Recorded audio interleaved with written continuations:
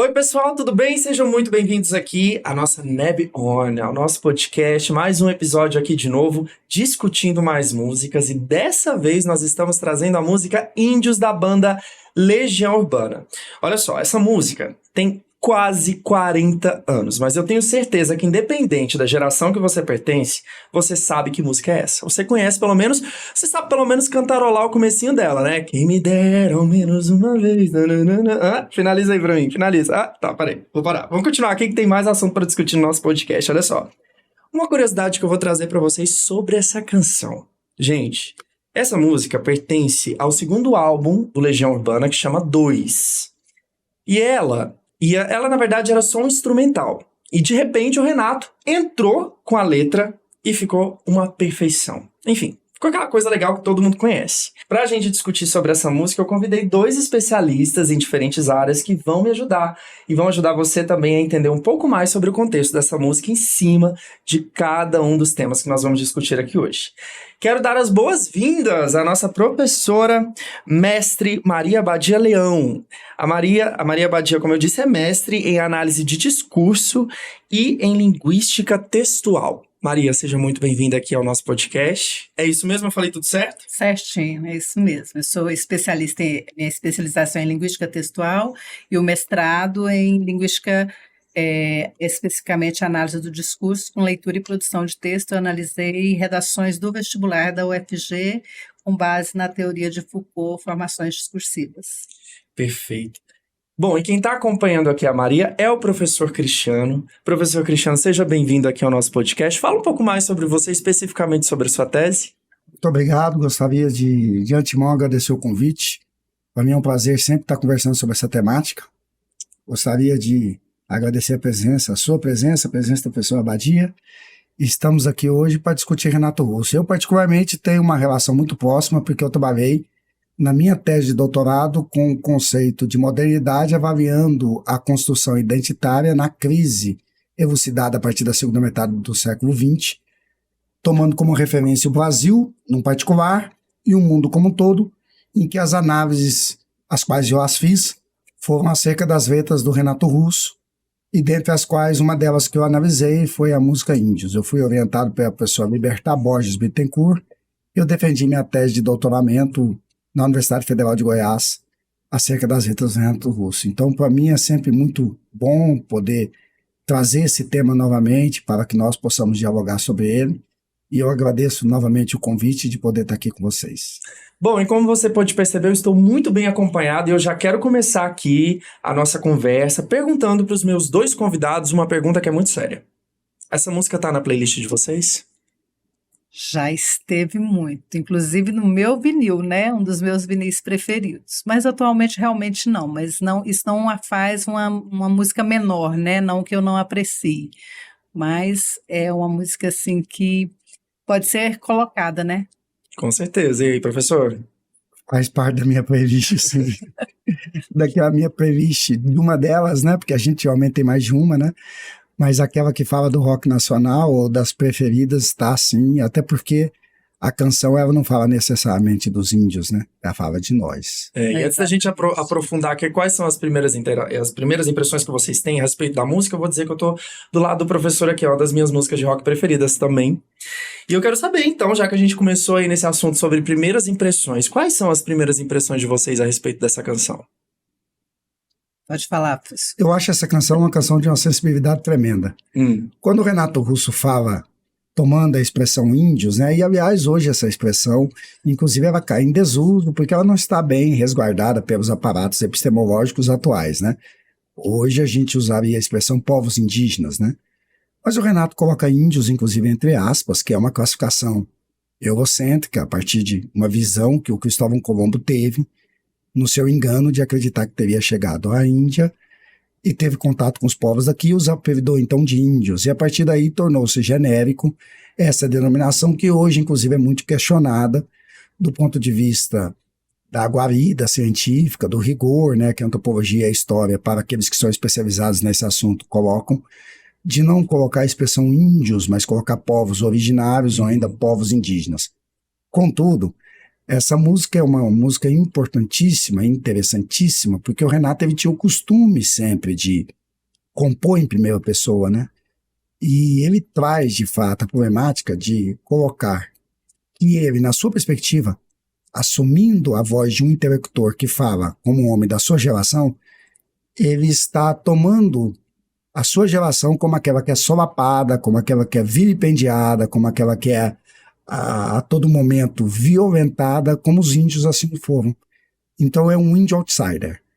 É um índio que fala dele, da geração dele, tomando o referencial dos índios como aqueles que também padeceram e sofreram dos males que ele, Renato, encarava, sob a sua perspectiva, que ele, e claro, falando em nome de uma geração, que ainda não significa dizer que necessariamente essa geração tomava ele como porta-voz, mas falando em nome dessa geração, ele, Renato, se coloca numa posição em que ele se sente um índio, tal quais os índios foram ao longo da história do Brasil, ou os povos indígenas, por assim dizer. Ou seja, tem muito pano para manga para a gente discutir aqui sobre história definitivamente. E sobre linguagem, sobre português, professora?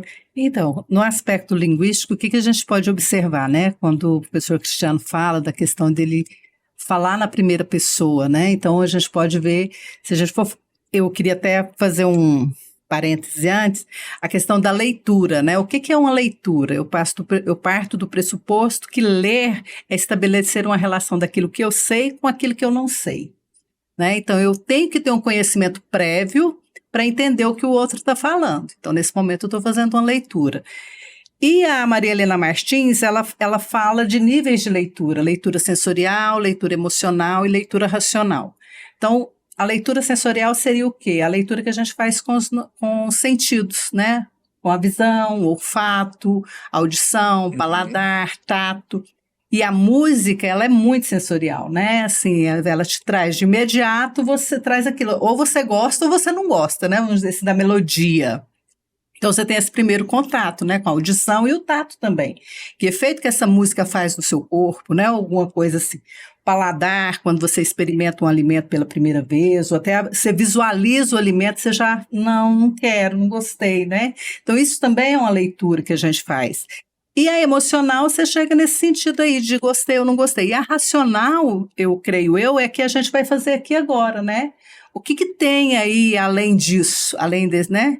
Tem gente que fala, olha, música, por exemplo, músicas internacionais, às vezes você não entende a letra, você não fala a língua, mas você gosta da melodia. Então você fica bem no nível sensorial mesmo, né? Só do sentido.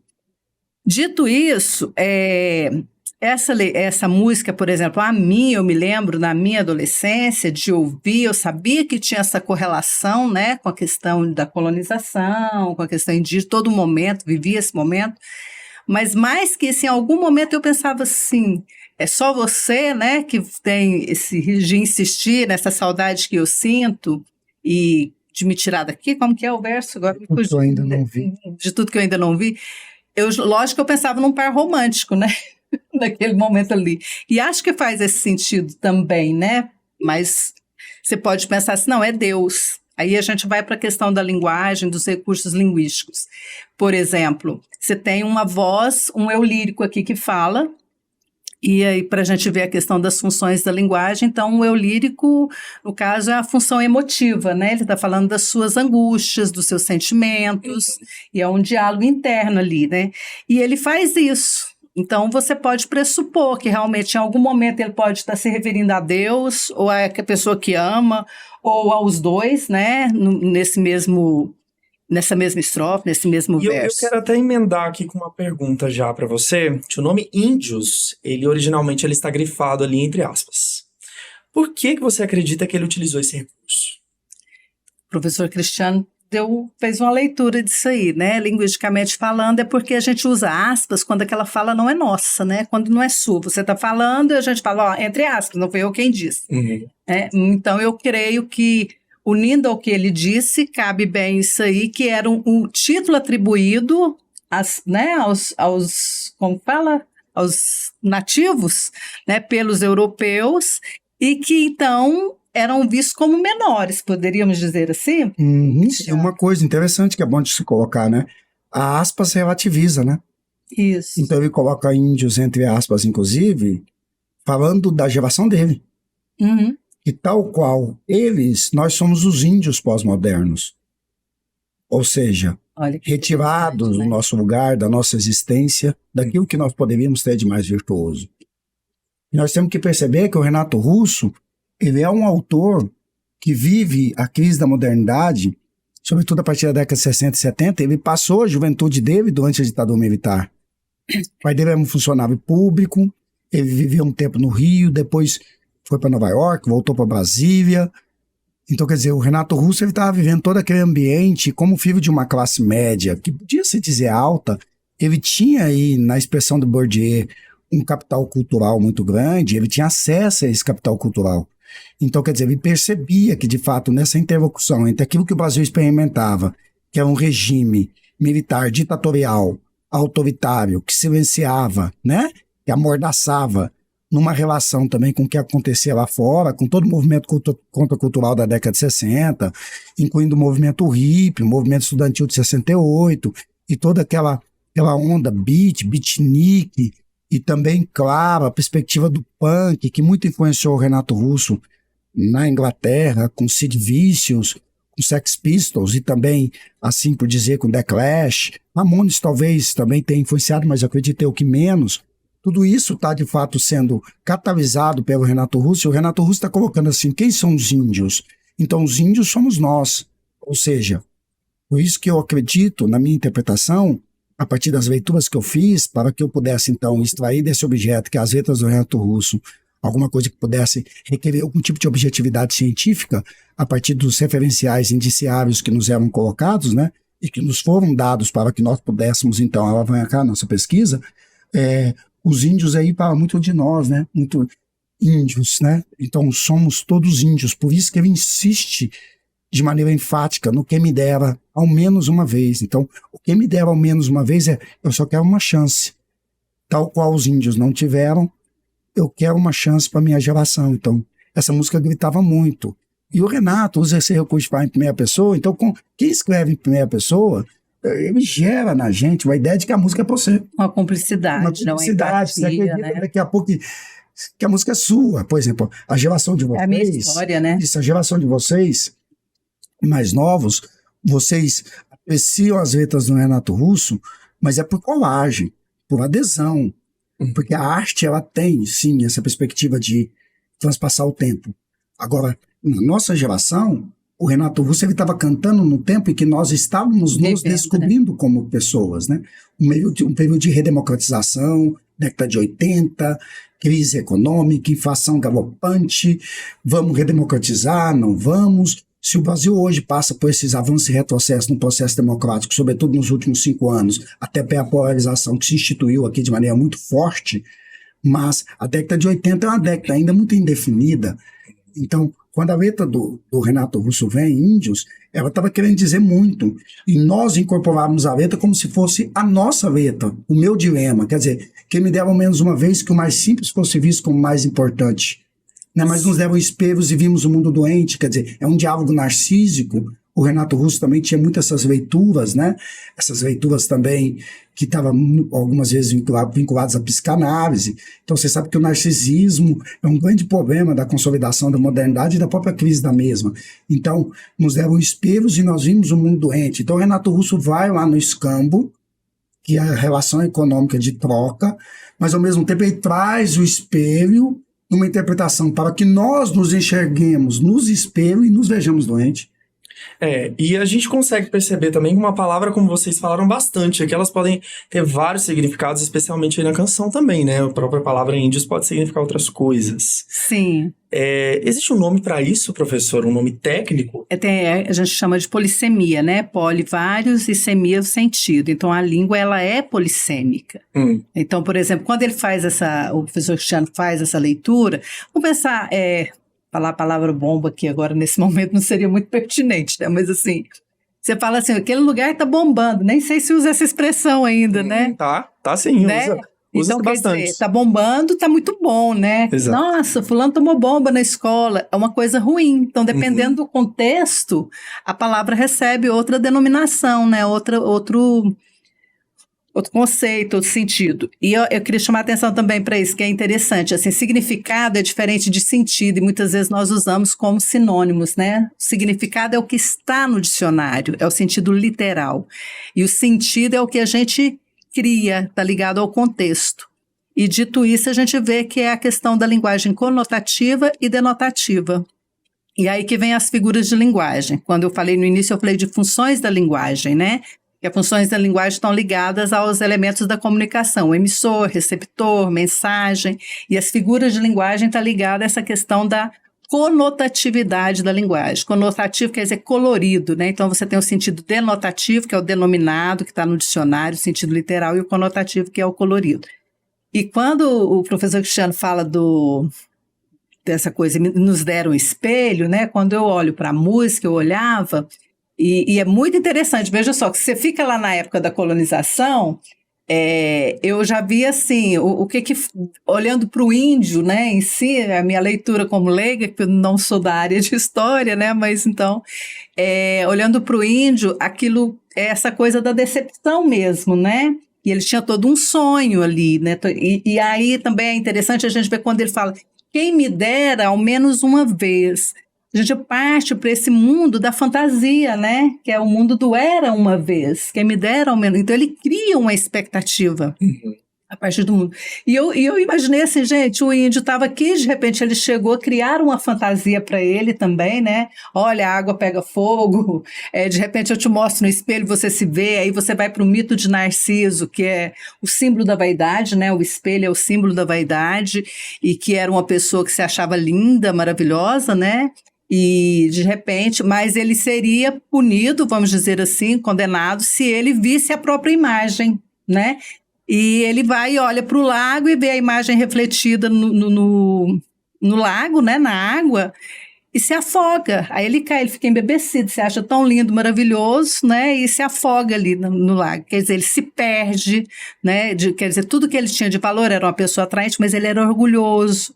Então eu vejo, às vezes, o que você poderia ajudar aí nessa leitura, né, Cristiana, assim, com essa questão do contexto histórico. Porque eu vi dessa forma, assim, o índio lá, e ao mesmo tempo eu vi na questão do Renato Russo aqui, dessa questão da colonização, e vi quando fala assim, que o futuro não é mais como era antigamente. Eu vi assim, a intervenção da colonização mudou o futuro dos índios, né? Porque assim, não é mais como era antigamente, quer dizer, eu tinha toda uma perspectiva de futuro. Então, trazendo para esse contexto da música, né, década de 80, acho que também a ditadura, né? Ele tinha todo esse contexto ali, tinha todo um futuro que foi... O que a gente poderia dizer aí, negado por esse contexto político, né? Professor, é possível, então, assim, trazendo esse gancho também que a professora disse, é possível fazer esse jogo de palavras, essa relação desse jogo de palavras da música com alguns acontecimentos reais da colonização? É possível. O Renato Russo faz o seguinte, ele não está falando do índio, ele está falando da geração dele. Ele usa o índio como um personagem para dar um sentido às suas demandas, ou a demandas que ele, Renato Russo, em uma geração a qual ele acredita que pertence, tinha no momento específico que ele estava vivendo. Então, quer dizer, é um momento de definição, não só no Brasil, de indefinição, não só no Brasil como no mundo. Quer dizer, nós estamos aqui na década de 80, imagina, a União Soviética em crise, a Guerra Fria se redefinindo, o Muro de Berlim em vias de cair, porque só faltava enterrar, porque já tinha morrido o socialismo já, até porque Perestroika e Glasnost são dois suspiros de alguém que está quase moribundo, entende ou não? Dentro da perspectiva da Guerra Fria. Quer dizer, o Renato Russo era um cara que estava antenado a essas perspectivas. E no Brasil você tinha também uma problemática muito grande, que era justamente a nossa redefinição enquanto regime político. Para onde caminharíamos? E aí o Renato, ele usa o personagem, usa um período lá da história colonial, mas para trazer uma angústia que é da geração dele, entende? Aí ele cita uma série de coisas que de fato estão diretamente vinculadas com o choque da civilização europeia de tradição judaico-cristã católica medieval com os índios. Vamos falar um pouco disso, então, assim, mais aprofundada. Sim, o professor Darcy Ribeiro, ele tem um livro chamado Choque de Civilizações, que é clássico nesse sentido. E aí, nesse Choque de Civilizações, você vai ter uma dominação que como quase toda dominação, é assimétrica. Agora, no caso específico da dominação indígena, é uma dominação demasiadamente assimétrica. Você tem um processo, de fato, de violentação de uma cultura, um processo de, por assim dizer, de aculturação muito grande, e isso faz com que povos sejam dizimados, isso faz com que culturas sejam, de fato, desprezadas, e que se não houve extermínio de todos os povos, mas de uma boa parte deles, haja vista que o Brasil estimativamente tinha cerca de 5 milhões de índios quando da chegada dos portugueses aqui. E hoje aqui, nesse território que se chama com o nome de Brasil, você tem cerca de 850, 890, de acordo com o último censo. Sim. Então, de fato, o Renato ele usa assim, esse momento, esse recorte temporal da colonização para trazer esse cenário para alguma coisa que dê um sentido semântico ao tempo que ele está vivendo, né? E esse que é interessante, assim, se você pensar em termos de linguagem, né? Quer dizer, quando ele traz todo o contexto histórico do momento em que a música é criada, né? Vamos dizer assim, você faz uma leitura, né? E quando você olha para o contexto da história dos índios, você tem uma outra leitura, e isso tudo vai corroborando para que você tenha uma amplitude do que uma letra de música, né, pode fazer diferença na sua vida, né? Sim. Quando você para analisar essa música, né, independente, você sai do sensorial só e vai para esse racional, vamos ver o que tem aqui, né, de contexto histórico, de linguagem. Ainda brinquei com, falei assim, olha, isso aqui, se você pegar uma letra de música dessa aqui, você tem aula para o ano inteiro, né? Você vai embora. E me lembrou bastante também essa fala de vocês sobre o que aconteceu agora com os Yanomamis. Falei certo, né? Sobre o que aconteceu agora com os Yanomamis, né? Porque essa é uma questão de genocídio. E usando essas palavras do Renato aí na música, será que o futuro não é mais como era antigamente? Quer dizer, o Renato, ele usa um artifício, na minha opinião, muito feliz, né? Ele toma um personagem histórico para avaliar um dilema atual. A arte possibilita isso. E, sem sombra de dúvida, os Yanomamis padecem de alguma coisa parecida com aquilo que o Renato Russo entende que os índios padeceram, e os índios pós-modernos, que seria ele, também padecem. Ou seja, uma oportunidade de ser aquilo que se quer ser. Então, nesse sentido, sem sombra de dúvida, para os Yanomamis o futuro já não é mais como era antigamente, assim como o Renato Russo também acreditava que para a geração dele o futuro não é mais como era antigamente. Então, esse esticar da corda do Renato Russo é que cria nas letras dele, de fato, uma tensão com uma linguagem simples, porque não é nada rebuscado, mas que faz com que as pessoas ou possibilitou com que as pessoas internalizassem daí as notas de vendagem. Não dá para a gente trabalhar com teoria da recepção aqui, até porque é uma coisa um tanto complicada de como as pessoas se recepcionam, até porque a linguagem, como a pessoa muito bem disse, é polissêmica. E as palavras também variam o sentido semântico ao longo do tempo, dentro de uma perspectiva diacrônica, né? Então, não dá para que nós percebamos, portanto, como que as pessoas se recepcionam, mas é certo que as pessoas se recepcionavam. E, de alguma maneira, o que me dera ao menos uma vez é interessante, porque faz um jogo, né? Entendeu? Era uma vez, não foi. Quem me dera ao menos uma vez. Então não é um conto de fadas. É uma possibilidade. E uma possibilidade, né? Reforça a questão da possibilidade. Se era uma vez, não. Para ele é assim, é quem me dera ao menos uma vez, ou seja, ao menos uma chance. Esqueci que acreditei que era por brincadeira que se trocava sempre um pano de chão de um ninho nobre por seda. Quem me dera ao menos uma vez que o mais simples fosse visto como mais importante, mas nos deram espelhos e vimos o mundo doente, entendeu? Professora, a canção ela é toda cantada em primeira pessoa. É possível entender como que o Renato colocou isso de uma forma como ele parecesse inocente na interpretação? Por que ele utilizou esse recurso estilístico? Eu acho que essa questão da inocência está mais em como ele vai discorrendo sobre a temática, né? Desse olhar, desse pseudo-olhar aí, para essas questões que está no mundo da fantasia, né? Porque aí o que a gente percebe? Existe um conflito aí entre o que eu idealizei, o que eu imaginei e o que realmente está acontecendo, né? Que é isso que o Cristiano acabou de falar, por exemplo. Quem me dera ao menos uma vez, quer dizer, ele tem uma consciência do real, né, do que está acontecendo ali, mas tem também o desejo, né, de que a coisa fosse diferente. E ele vai estabelecendo. Então, é o que a gente vê, é um conflito interno, né? E a gente vê muito assim, isso relacionado ao contexto se a gente for pensar em escolas literárias, com o Barroco.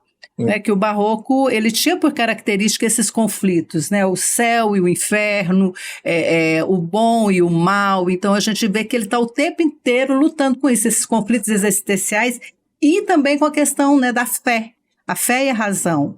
E ele, ao mesmo tempo que ele está muito no chão, ali, vendo a realidade, a quem ele pede socorro? Ao sobrenatural, né?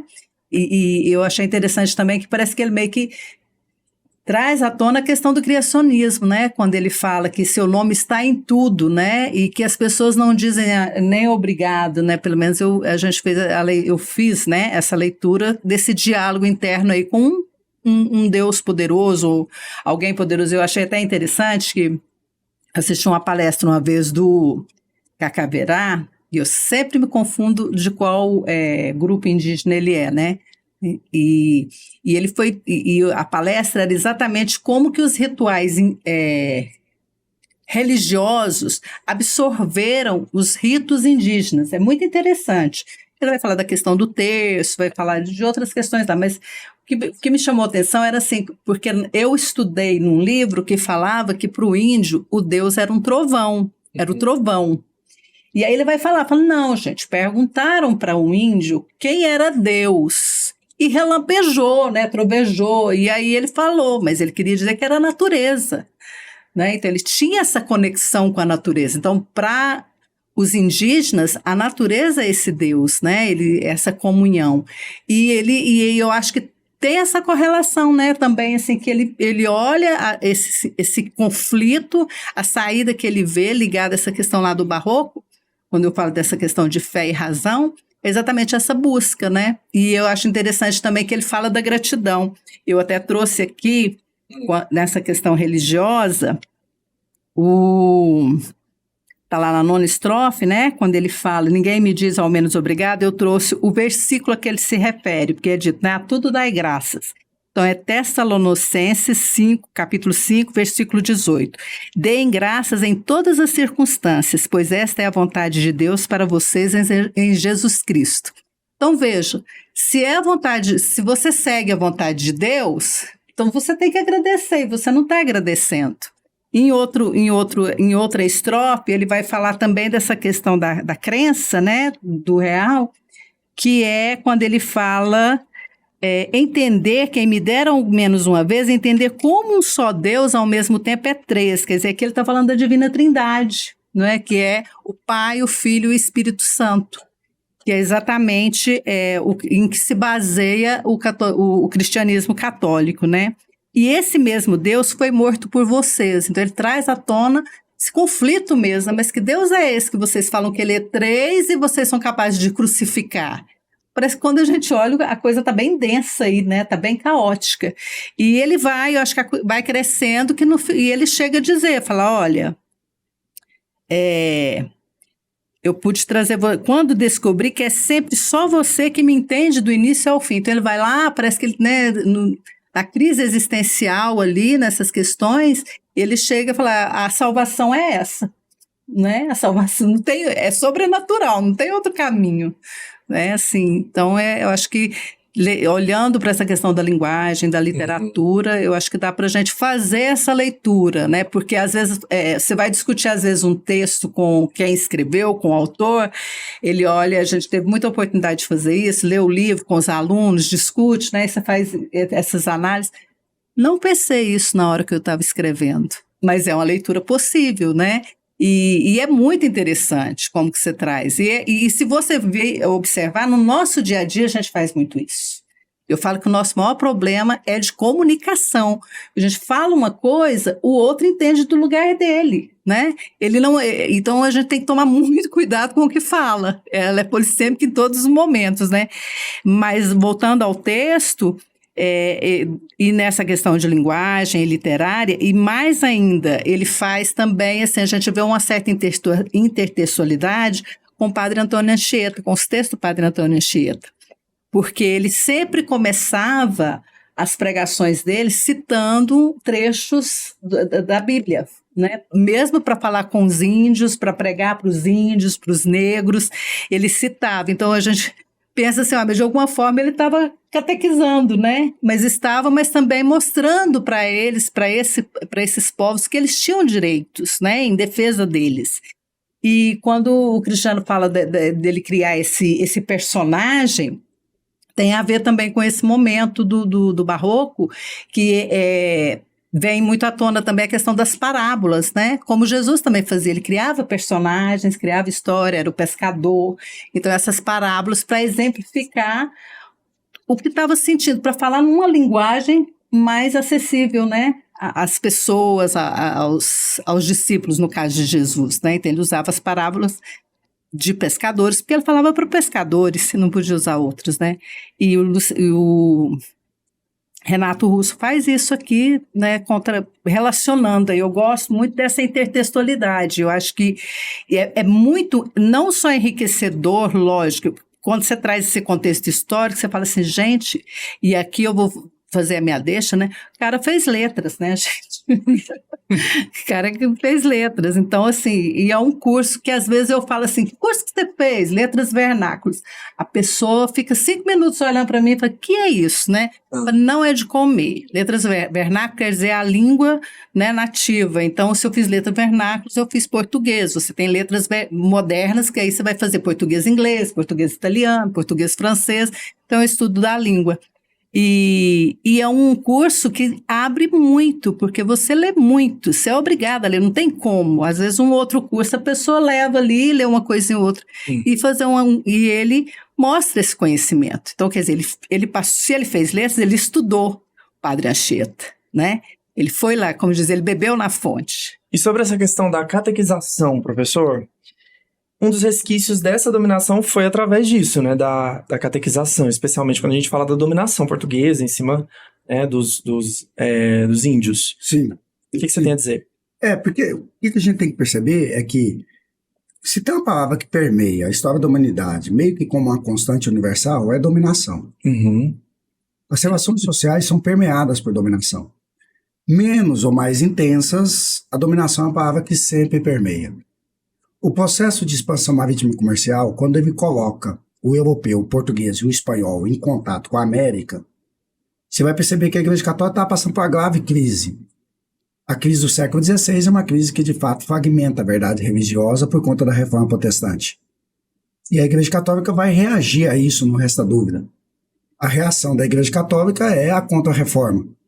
Então, realiza-se o principal concílio da história da Igreja, que é o Concílio de Trento, e a partir daí, uma das diretrizes do Concílio de Trento é a criação de uma companhia, que é a Companhia de Jesus, fundada por Inácio de Loyola, que vai ter como grande missão expandir a fé cristã católica para o mundo recém-descoberto. E ao índio, teologicamente, vai ser dada a ele a oportunidade de ser catequizado. Porque se numa leitura enviesada, os negros da África subsaariana são imputados como aqueles que são filhos da geração maldita de Cã, e, portanto, desalmados, e como tais podiam ser escravizados, numa perspectiva, portanto, de enxergar os índios vão ser aqueles os quais Tomé não os alcançou. E se Tomé não os alcançou, aquele que expandiu para o Oriente para expandir a fé cristã, a Igreja Católica os alcançou. Se a Igreja Católica os alcançou, qual o papel da Igreja? Como missão, catequizá-los, ou tentar catequizá-los, entende? Então, o processo de catequização vai ser um processo, sem sombra de dúvida, violento. Ele é violento porque ele pressupõe uma dominação que não vai dar ao índio a opção de escolher ou não a salvação. Convicção da fé, a partir de um pressuposto europeu, que estava matrizado numa tradição judaico-cristã católica, fazia com que não tolerasse outra verdade que não a verdade católica. Então, havia muita convicção da parte dos jesuítas de que eles estavam levando aos índios a oportunidade de eles serem salvos. Só que os índios não eram um copo vazio, prestes a ser cheio. Uhum. Eles tinham, de fato, os 3 principais troncos, Tupi, Gesa, Loaques. Hoje já tem novos troncos que são pesquisados aí pelos antropólogos, incluindo os Yanomamis, os Caribes, os Tucanos. Constituem novos troncos hoje, né? O Brasil hoje tem reconhecido oficialmente 274 línguas, né? Isso dos povos originários, né? E dentro desses 3 grandes troncos vai haver um verdadeiro choque civilizacional, porque o índio tomava a natureza como sagrada. Então, os deuses indígenas, ou a religiosidade indígena, não estava nas coisas, eram as coisas. O rio era sagrado. Então, havia uma perspectiva de imanência, diferente do cristianismo, que trabalha com a noção da transcendência. Então, o Deus cristão, ele está nas coisas, né? Por isso que na liturgia católica, você diz com muita frequência, ele está no meio de nós. E quem está? Quem está é uma das dimensões de Deus, que no caso é o Espírito Santo. Porque o Deus, ele é Pai, ele é Filho e é Espírito Santo. O Deus Pai está no céu, o Deus Filho sentado ao lado direito dele, e o Espírito Santo habita entre os homens para manter viva a chama do cristianismo. É essa dificuldade que o Renato Russo coloca, que me deve ao menos uma vez entender como um só Deus ao mesmo tempo é 3. E esse mesmo Deus foi morto por vocês, Jesus. É só maldade, então, deixar um Deus tão triste. Entende? Então, o Renato Russo está colocando esse processo. Agora ele fala assim, se o índio também não está entendendo dentro do processo de catequização, ele, Renato Russo, também está partindo do pressuposto que ele não está entendendo o tempo que ele está vivendo. Os 3 poderes, isso, né? Os 3 e por isso que ele coloca aqui ainda no verso aqui, eu quis o perigo e até sangrei sozinho, entenda. Assim, eu pude trazer você de volta para mim, que é o índio. Vai trazer os teus sofrimentos para mim. Quando eu descobri que é sempre só você, quem o índio, que me entende do início ao fim. Porque você sofre as agruras tal qual eu sofro. Olha que legal. E além das questões, você quer complementar alguma coisa, professora? Não, é porque eu me lembrei aqui, enquanto ele vai falando, eu vou me lembrando aqui, agora vou ter que colocar, eu anotei. É muito interessante quando eu ouvi isso, eu não posso nem falar que é científico, também não me lembro onde eu ouvi, quando fala das escolas jesuítas. Então, eu ouvi em algum momento falando sobre por que num país tão grande, continental, você consegue entender de norte a sul o que as pessoas falam. Aí você está numa Itália, de repente, quem mora no norte da Itália não entende direito o que se fala no sul da Itália. E aí me disseram que foi exatamente por conta dessa evangelização jesuíta, porque as escolas foram difundidas ao longo do terreno, né? E ali esse português também foi sendo... como fala? Absorvido, estruturado. Obrigada, exatamente isso. Você está colocando, mas aí, a título de complementação e fazendo adendo, o Marquês de Pombal também vai ter um papel fundamental. Isso. Porque o Marquês de Pombal vai proibir o que se falasse outras línguas que não o português. Eu acho que ele não dá conta disso, né, de fazer isso. Mas a proibição, pelo menos, é uma tentativa de tentar padronizar. Isso é interessante quando você toma como referência o Brasil, né? E o processo de catequização, inclusive, ele tem numa das suas estratégias o desenvolvimento de línguas gerais, né?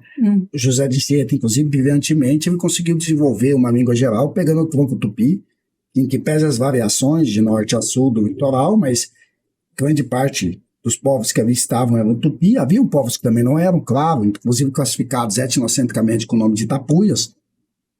Mas ele consegue desenvolver uma linguagem a partir de palavras troncos, que é até apelidada com o nome de Engatu. Inclusive, recentemente eu estava fazendo uma pesquisa e eu vi a possibilidade, eu vi que de fato existem outras línguas gerais que não estão somente o Engatu. E essa padronização do português, sem sombra de dúvida, tem um peso marcante dos jesuítas com a formação de suas escolas, porque a educação vai ser utilizada como instrumento de doutrinação das consciências, né? Porque se você doutrina os índios logo na primeira infância acerca da verdade cristã, antes da formação do caráter, que se forma até 8, 9 anos, você não vai questionar depois se a verdade cristã é verdade ou não, você já está internalizado que ela é. Então, os jesuítas atuavam muito nesse sentido, né? E então os índios também são solapados na sua identidade, porque eles passam a ser forçados a perceber um modelo de educação que está coadunado em uma perspectiva de matriz cultural muito diferente daquele time. Então, quando você falava, eu me lembrei aqui também, que agora eu não vou me lembrar exatamente a data, mas quando o português de Portugal se tornou oficial no Brasil, porque, na verdade, o que se falava aqui na maioria do continente era a língua tupi, né? E aí outra coisa também que me chama muita atenção quando a gente vai discutir questões religiosas, essa dominação, que quando eu comecei a lecionar, eu comecei no Estado. E no Estado é assim, faltou professor de inglês, você vai lá e dá aula de inglês. Faltou professor, você tem que pegar, porque o aluno não pode ficar sem aula. E eu fui ministrar aula de religião. E na época eu também fui catequizada de família católica. Minha mãe até hoje reza o terço todos os dias, aquela pessoa que vai à missa todo domingo. E minha mãe, se a gente lá em casa era assim, se não fosse a missa ao domingo, a gente não ia ao cinema, que era logo o matinê, né? Que era logo depois da missa. Então a gente ia e acabou. Eu amo o ritual católico, mas enfim, não veio ao caso. Mas aí, quando eu comecei a ministrar aula de religião, eu me lembro que, assim, na minha cabeça, a única religião que era religião era a católica. E olha como que a escola, enquanto, né, o poder que a escola tem, que os alunos que não eram católicos, eles eram dispensados da aula de religião. Quer dizer, não se dava aula de religião, se dava aula de... Ensinava o catolicismo, o cristianismo católico, não era aula de religião, a gente não discutia as religiões, era, né, o cristianismo católico. E eu carrego isso até hoje, eu falo, gente, mas é muita dominação mesmo, né? Como que isso vem refletindo ainda, né? Assim, e até hoje, eu particularmente, eu tenho amigas que estão lá, sabe, lá em 1500 ainda, com essa coisa, né? Quer dizer, não critico, cada um tem a sua fé, a sua maneira de olhar as coisas, e está todo mundo bem, né? Mas é muito interessante, assim. E eu fico feliz, assim, quando, sabe, dá aquele insight, fala, mas peraí, então eu não estou dando aula de religião, né? Estou dando aula de cristianismo católico, né? Não se discutia, os alunos saíam da sala. Então, o que pesa? O seu, eu penso, o seu é menos importante que o meu. O que é importante é o que eu estou falando. Não sei, assim, né? Eu acho que cria uma confusão na cabeça das pessoas em relação a isso, né? Bom, pessoal, infelizmente, né, como diz aqui a música, eu até peguei um gancho, eu não vou mentir não, eu dei uma coladinha na letra para dar esse gancho final aqui, tá? Quem me dera, ao menos uma vez, poder estender esses podcasts para mais de uma hora. Aí eu preciso falar uma coisa ainda. Claro, eu vou deixar as considerações, vamos chamar assim, considerações finais para os nossos professores. Eu gostaria que resumissem em poucas palavras, por questões até do tempo, pra gente finalizar com alguma coisa que não foi dita, porque o papo foi ótimo, mas eu deixo aí para vocês essa finalização. Muito bom mesmo. Eu estou procurando aqui que eu anotei exatamente para não me esquecer. Mas aqui... eu quero citar Manuel de Barros. Manuel de Barros é um poeta cuiabano, né? Nasceu em 1916 e morreu em 2014. E Manuel de Barros, ele escreve para as crianças também. Eu vou falar só um trecho de um poema dele, que é O Fazedor de Amanhecer. E aí, como era uma vez, o poema se chama Eras. Peguei 4 versos. Antes a gente falava, faz de conta que este sapo é pedra. E o sapo era. Faz de conta que o menino é um tatu. E o menino era um tatu. Isso é o Manuel de Barros, né? Já ele falando, com as palavras se podem multiplicar silêncios. Eu achei isso aqui a tradução do momento do Renato Russo, né? Assim, como que ele, com as palavras, ele conseguiu colocar tanta coisa, né? Ali, tanto sentimento, tanta história. O que dá grandeza a um poeta não é o assunto que ele usa, mas a maneira com que trata o assunto. Então, eu fecho com uma... Finalizou assim de maneira linda. Obrigada. Olha isso. Professor? E na mesma extensão do raciocínio dela, o Renato Russo, ele toma sempre como objeto os silenciados. E ele também coloca a sua geração como silenciada. E você pega pais e filhos, ele trabalha com uma relação de silenciamento, em que as vozes, elas aparecem na letra o tempo inteiro. E no caso também, índios, você percebe que o Renato Russo ele tenta dar voz àqueles que foram silenciados ao longo da história, mas também dá voz à geração dele, que pede que quem me dera ao menos uma vez. Acho que é isso que a gente tem de falar no final. Bom, pessoal, e assim nós finalizamos o nosso podcast de hoje. Eu quero agradecer imensamente a presença dos meus convidados. Eu agradeço muito também. Quero agradecer aqui a professora de língua portuguesa, Maria Badia. Muito obrigado pela sua participação aqui. Gostou da experiência? Demais, muito feliz. A Maria chegou aqui meio nervosinha, viu? Eu percebi. Aos poucos ela foi se soltando. Ela foi se soltando aí, vocês vão acompanhar. Depois vocês vão assistir aí, vocês vão ver a cara. Vamos gravar de novo. E para finalizar, também o nosso excelentíssimo convidado, o professor Cristiano Vinícius. Professor, muito obrigado pela sua participação. Agradeço a oportunidade. Sempre é um prazer estar aqui e poder conversar sobre uma temática tão importante, dividindo espaço com pessoas que são tão interessantes também. Muito obrigado. Eu que agradeço. Voltem sempre, por favor. Obrigada. Voltaremos. Para você que está assistindo, fique bem, logo eu tô de volta. Tchau, tchau.